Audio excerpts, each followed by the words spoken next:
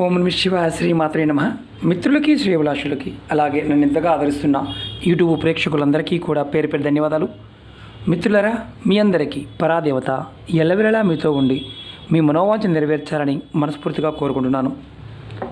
ఈరోజు మనం చాలామంది మిత్రులు, గురువుగారు, ఈ కార్తీక మాసం అమావాస్య చాలా శక్తివంతమైందంటే కదా, ఆ శక్తివంతమైన సమయంలో మనం ఎలాంటి ఉపాయం చేస్తే అదృష్టం కలిసి వస్తుంది, లక్ష్మీ ప్రసన్నత కలుగుతుందని చాలామంది అడగడం జరిగింది.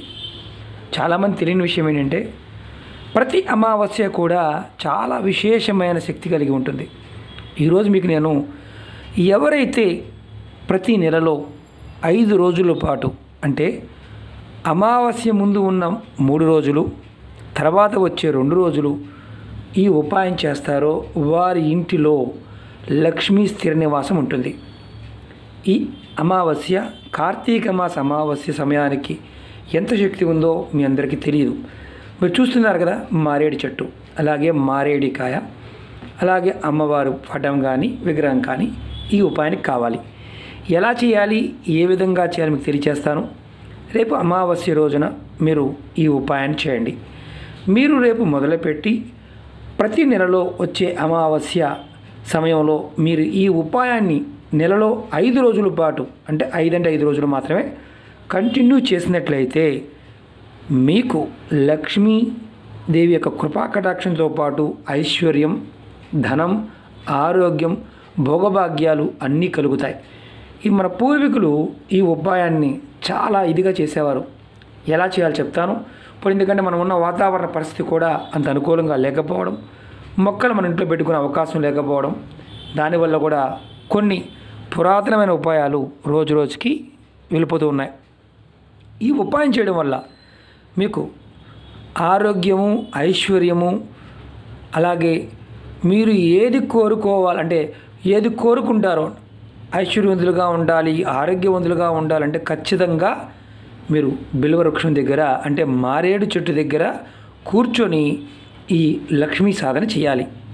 ప్రతి నెల 5 రోజుల పాటు, అమావాస్య ముందు ఉన్న త్రయోదశి, చతుర్దశి, అమావాస్య, తర్వాత పాడ్యమి విధియల రోజు, అంటే పాడ్యమి విధియ నాడు కూడా మీరు ఈ చిన్న మంత్రాన్ని మీరు చక్కగా ఇలా మీరు మారేడు చెట్టు దగ్గర చేసినట్లయితే ఖచ్చితంగా మీ జీవితాల్లో ఐశ్వర్యము, ఆరోగ్యం కలుగుతాయి.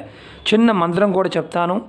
ఈ మంత్రాన్ని మీరు ఈ 5 రోజుల పాటు మీ ఇంటి దగ్గర ఉన్న మారేడు చెట్టు ఉన్న చేయండి.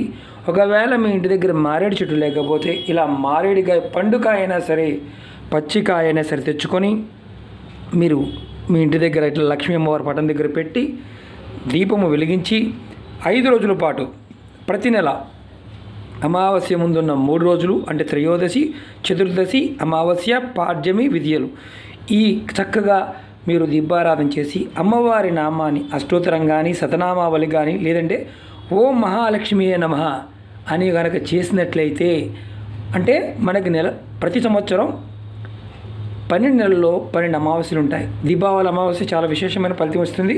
అలాగే ఈ అమావాస్య కూడా, కార్తీక అమావాస్య కూడా విశేషమైన ఫలితం వస్తుంది. మీరు రేపు అమావాస్య రోజున మీ దగ్గరలో ఎక్కడైనా గుడిలో కానీ ఎక్కడైనా సరే మారేడు చెట్టు తెచ్చుకోండి, లేదంటే మారేడు దళం తెచ్చుకొని అయినా సరే మీ ఇంట్లో లక్ష్మీ అమ్మవారి దగ్గర పెట్టి 5 రోజుల పాటు మీరు ప్రతి అమావాస్యకి చేస్తూ ఉండండి. ఖచ్చితంగా ఐశ్వర్యం, అదృష్టం కలిసి వస్తాయి. ఇది సిద్ధి ఉపాయం. ప్రయత్నపూర్వకంగా చేయండి. మీ కుటుంబానికి, మీ కుటుంబ సభ్యులందరూ కూడా ఐశ్వర్యము, అదృష్టము, ఆరోగ్యం అన్నీ కలుగుతాయి. దీపారాధన చేయటం, అలాగే ఖచ్చితంగా అంటే మారేడుకాయ మీ దగ్గర పెట్టుకోండి, లేదంటే మారేడు చెట్టు దగ్గర చేయండి.